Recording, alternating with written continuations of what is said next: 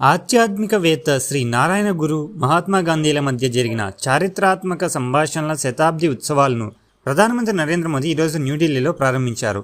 ఈ సందర్భంగా నరేంద్ర మోదీ మాట్లాడుతూ 100 సంవత్సరాల క్రితం జరిగిన సమావేశం నేటికి సామాజిక సామరస్యం, వికసిత్ భారత్ అనే సమిష్టి లక్ష్యానికి ప్రేరణగా నిలుస్తుందని అన్నారు.